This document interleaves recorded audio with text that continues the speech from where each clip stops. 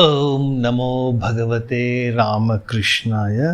सार्थक परिपूर्ण जीवन के लिए महत्वपूर्ण सबक स्वामी जगदात्मानंद जी महाराज जी की महान पुस्तक जीना सीखो से अध्याय 2।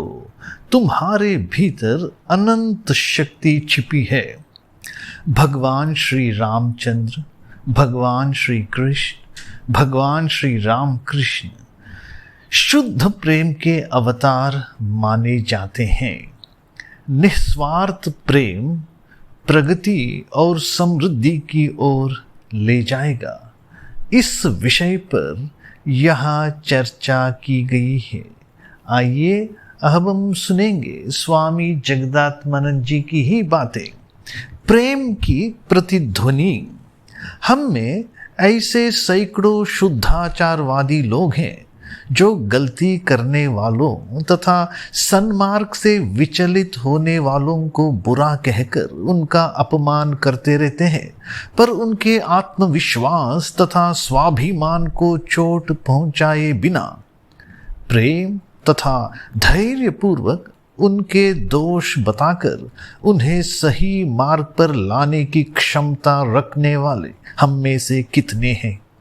हमारे शिक्षकों तथा अभिभावकों में से कितने इस प्रकार उनकी सहायता कर सकते हैं।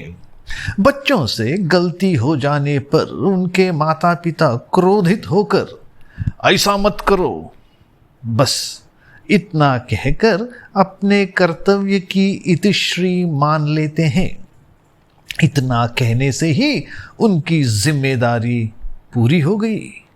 ऐसे अनेक लोग हैं जो किसी के थोड़ा सा फिसलने पर उसे और भी नीचे ढकेलते हैं और कटाक्ष तथा कटुक्तियों के द्वारा उसे दबाए रखते हैं।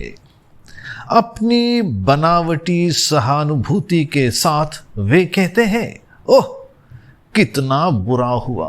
खैर, उनके इस भाव के लिए उन्हें दोष देने से भी कोई लाभ नहीं है। ऐसा शायद वे अपनी आदत के चलते करते हो। आज की निर्दयी सास भी तो कभी बहू थी और उसने भी शायद अपनी सास के अत्याचारों को झेला होगा। अब वह अपनी नई बहू की ओर अपने तीर साध रही है।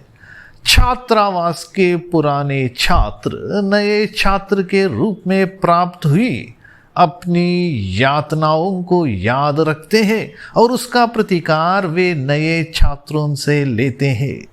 कोई भी शिक्षक अपने विद्यार्थी जीवन में बेत से पिटना पसंद नहीं करता था, पर इसे भूलकर वह इस पाशविक परंपरा को जारी रखता है।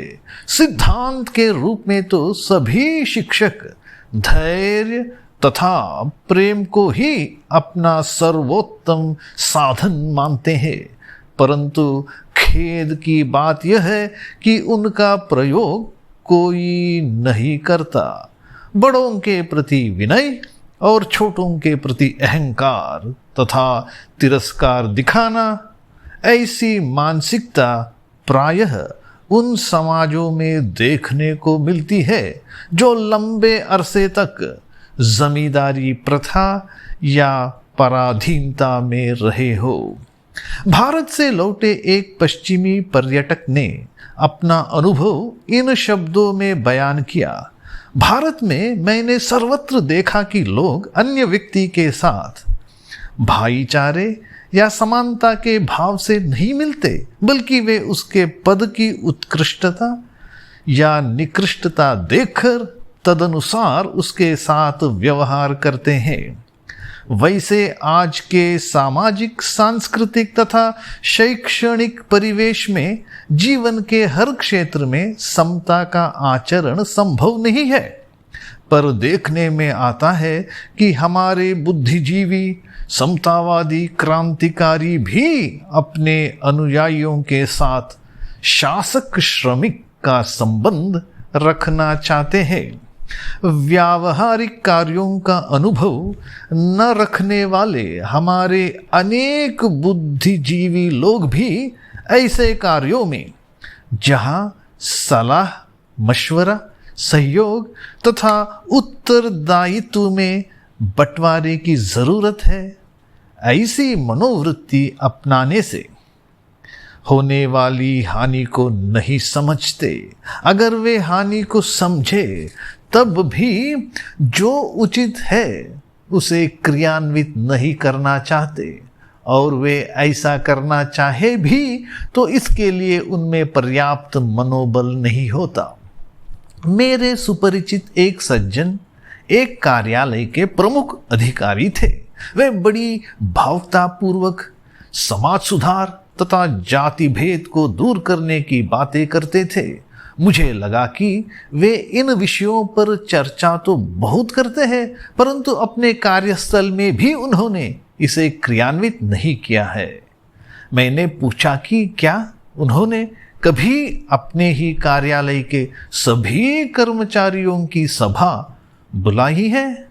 उस दफ्तर में हर पद से जुड़ी हुई प्रतिष्ठा सच्चे भाईचारे के भाव के साथ एक दूसरे से मिलने जुलने में बाधक थी। वहाँ परस्पर प्रेम, विश्वास तथा सहयोग पर आधारित एक परिवार जैसे संबंधों का पूर्णतया अभाव था। विभागों के प्रमुख आपस में ही मिलते थे और अपने अधीनस्थों से प्रायः कोई संबंध नहीं रखते थे। केवल पीड़ितों को ही नहीं, अत्याचारियों को भी शिक्षण तथा प्रशिक्षण की आवश्यकता है। केवल साधारण लोगों को ही नहीं, नेताओं को भी, और मात्र अशिक्षितों को ही नहीं, शिक्षितों को भी इनकी आवश्यकता है।